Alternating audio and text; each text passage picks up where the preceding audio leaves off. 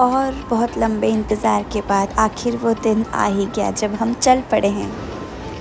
So the time is 3:30 और हमारी flight है 5:30 ओह 5:40। वाओ, 2 घंटे हम एयरपोर्ट पे पता नहीं क्या करने वाले हैं। We are at Mumbai airport going to Himachal final. बहुत सारा स्ट्रगल लगा है मुझे इस ट्रिप के लिए and we are here at 3:30 और हमारी फ़्लाइट है 5:40 AM। हाँ, सो अभी 2 घंटे हमारे पास कुछ करने के लिए नहीं है। हमने किया लगेज चेक इन और 2 घंटे मस्त टाइम पास किया।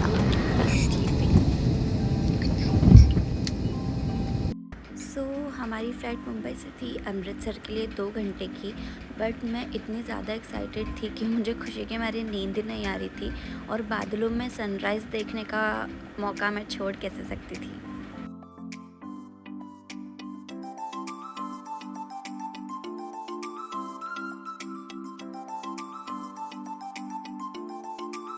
अमृतसर आ गए हैं, पंजाब आ गए हैं और अब हम लोग चेक इन कर रहे हैं। चेक इन करने के बाद जाएंगे अमृतसर एक्सप्लोर करने गोल्डन टेम्पल और यहाँ का ऑथेंटिक कुछ फूड खाने। So keep watching. उसके बाद फ्रेश होके हम लोग गए गोल्डन टेम्पल और अमृतसर को थोड़ा सा एक्सप्लोर करने के लिए। We are going to visit Golden Temple, but अभी हम अंदर नहीं जाएंगे दर्शन करने, हम लोग रात को आएंगे। हम सिर्फ अभी दिन का नज़ारा देखने आए हैं, फिर अंदर के दर्शन रात को करेंगे। जो लोग पहले गुरुद्वारा आ चुके हैं उन्हें पता होगा कि सबसे पहले हाथ पैर धो के फिर ही अंदर एंट्री होती है और सर को ढका जाता है, मतलब माथे पे आप कुछ भी कपड़ा रखिए, सर को ढकिए, फिर ही आप अंदर जाइए। और ये बाहर का गुरुद्वारे का नज़ारा है। उसके बाद जब हम अंदर गए तो आई वॉज स्पीचलेस।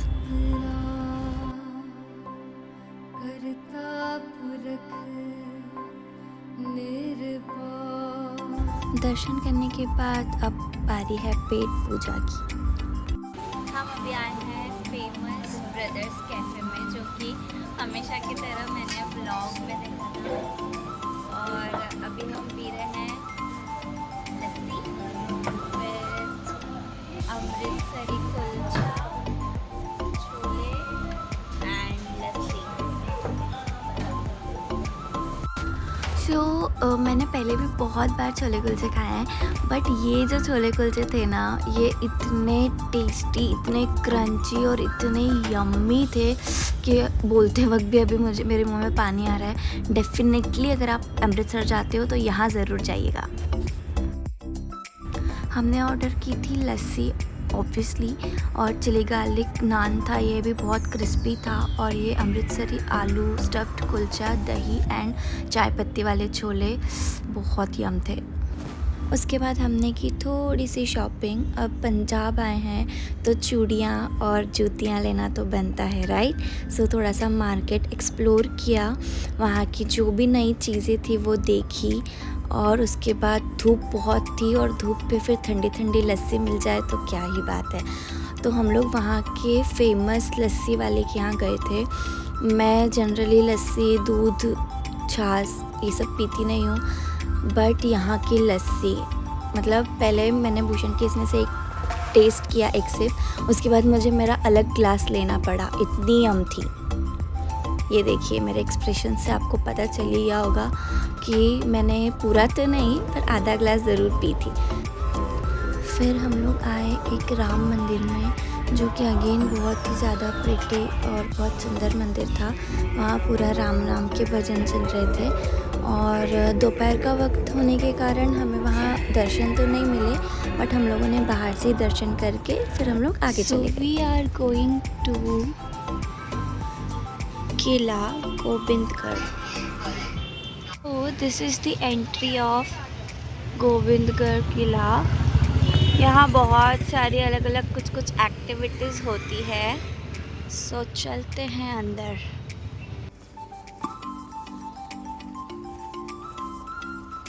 बाप रे, मैं डर गई, मुझे लगा कौन बैठा है। हाँ हाँ, वो एकदम पंजाबी वाली वाइब्स आ रही है ना? इधर भी कोई बैठा होगा।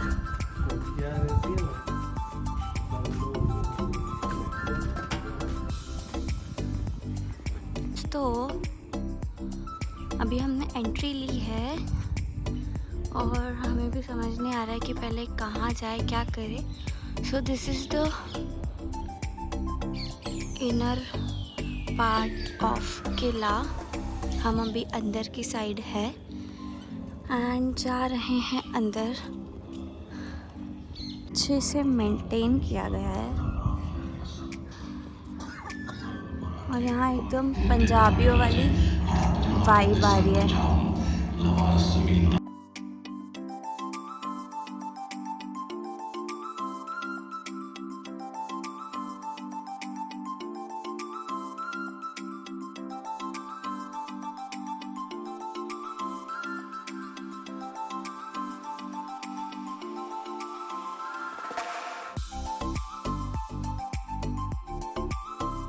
आप भी देखेंगे झटका? भैया बिल्ली बिल्ली तो नहीं निकालोगे ना? मन बिल्ली से बहुत डर लगता है। मुझे भी, इसलिए तो बोला। 1 2 3 more right। मेरे को डर ही लग रहा है। बाहर आ जाओ, बाहर निकल आओ। मेरे को thank you sir. 1 2 3 more right। Come in। Like that। Now here comes the best part. देखिए मेरा पंजाबी मुंडा कैसे तैयार हो रहा है और बड़ा मज़ा आया। हम लोगों ने पंजाबी गेटअप में फ़ोटोशूट करवाया और फाइनली वो प्यारा मोमेंट। इतनी भीड़ टूरिस्ट की जैसा भी, जैसे छुट्टी होती है ना मैम, तो आसपास के लोग भी अपनी गाड़ियों से आ जाते हैं। जैसे 100 किलोमीटर के दायरे में, 150 किलोमीटर में दिल्ली से आ जाते हैं लोग। दिल्ली से भी आ जाते हैं, दूर दूर से आ जाते हैं लोग। दिल्ली से तो इधर आना जाना लगा ही रहता है कई लोग। We are here at Attari Wagah border. एक हमारा फ्लैग है एंड एक नो कमेंट्स। जिसकी हाइट ज्यादा है वो इंडिया का, Yes, जिसकी हाइट कम ऑब्वियसली। हम लोग पहुँचे अंदर और कैब ड्राइवर ने हमें पहले ही बोल दिया था कि मैडम बहुत भीड़ होती है, तो आप बाहर ही बैठ के जल्दी से वापस आ जाना। फाइनली मैं मतलब I can't explain in words कि मैंने कभी सोचा भी नहीं था कि ये इतना इजीली पॉसिबल होगा। एंड हम लोग यहाँ हैं अटारी वाघा बॉर्डर।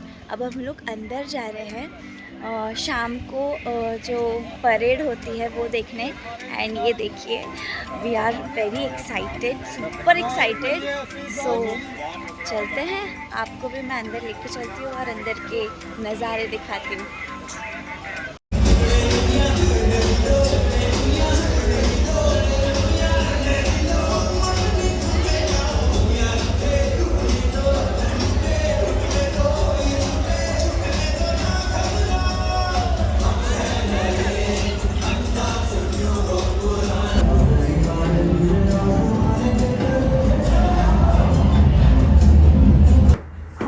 इतना ज़्यादा खुश थे, इतना ज़्यादा, मतलब बहुत अच्छी वाली फीलिंग थी। और यह हमारा कुछ डीप डिस्कशन चल रहा है कि कहाँ क्या है, कहाँ कैसे होता होगा, क्या होता होगा वगैरह वगैरह। बट यहाँ हम लोगों ने बहुत इन्जॉय किया और हम लोग थोड़ा आउटर में ही बैठे थे क्योंकि जैसे ही सब परेड वगैरह हो जाता है फिर सब एकदम भागते हैं।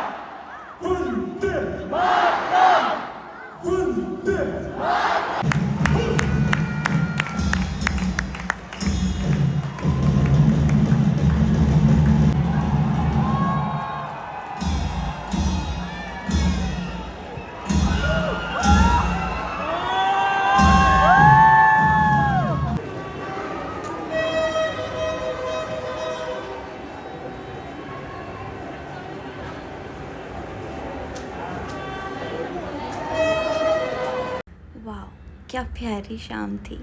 उसके बाद चेंज करके हम लोग पहुँचे गुरुद्वारे की तरफ।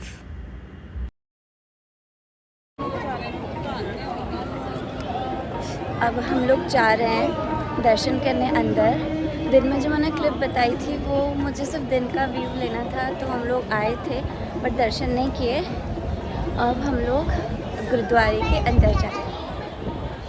वाघा बॉर्डर से लौटते वक्त हम ऑलरेडी लेट हो गए थे और गुरुद्वारे में भी इतनी ज़्यादा भीड़ थी कि हमें 1.5 घंटा लाइन में इस भीड़ में खड़े होना पड़ा। फाइनली 1.5 घंटे के बाद हम लोग पहुंच गए हैं मेन गुरुद्वारे के, और अभी भी हम बहुत बड़ी भीड़ में गंदी सी लाइन में खड़े हैं, बट इट्स ओके। इतनी आसानी से गुरु के दर्शन नहीं मिलते, राइट? सो वाहेगुरु दा खालसा वाहेगुरु दी फतेह। उसके बाद कुछ यूँ अनएक्सपेक्टेडली हमारे दर्शन हुए, जिसके बारे में हमने कभी सोचा नहीं था कि हम इतने दूर आके इतने पास से, इतने करीब से, सुकून से हम दर्शन कर पाएंगे। पर क्योंकि गुरुद्वारे के बंद होने का समय हो गया था, तो जो गुरु ग्रंथ साहिब है उन्हें अपने गुरुद्वारे से शयन कक्ष में, शायद मैं गलत नहीं हूँ तो, लेके जाया जा रहा था इस पालकी में, जो कि हमारे इतने सामने से, इतने नज़दीक से गई है और हमारे बहुत सुकून से, बहुत अच्छे से दर्शन हुए। ये देखिए आप, गुरुद्वारे के पट बंद हो चुके थे बट बहुत अच्छे से दर्शन हुए। सो हम लोग बहुत ब्लेस्ड है कि हमें इतनी दूर जाके फाइनली दर्शन मिल ही गए। एंड फिर ये सुकून भरा मोमेंट, वाओ, बहुत शांति, बहुत सुकून था इस पल में।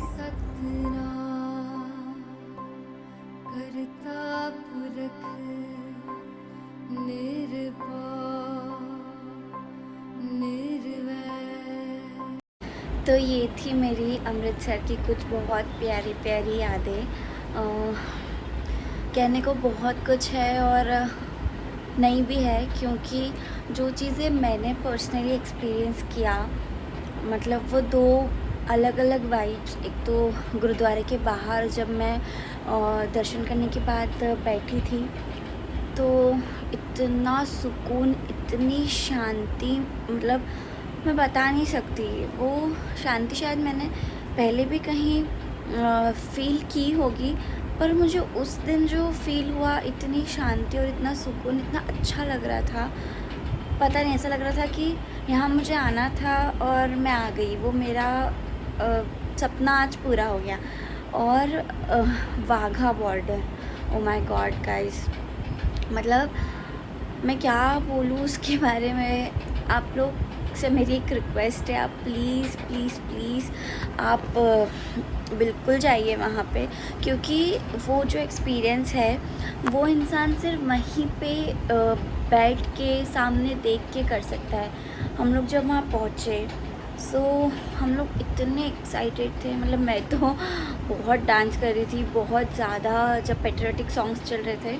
सो आई वॉज़ लाइक कि एकदम मस्त खुल के डांस कर रही थी। बट जैसे ही वो परेड स्टार्ट हुई, वो उनका BSF सॉन्ग स्टार्ट हुआ, सो एकदम शांत हो गई मैं।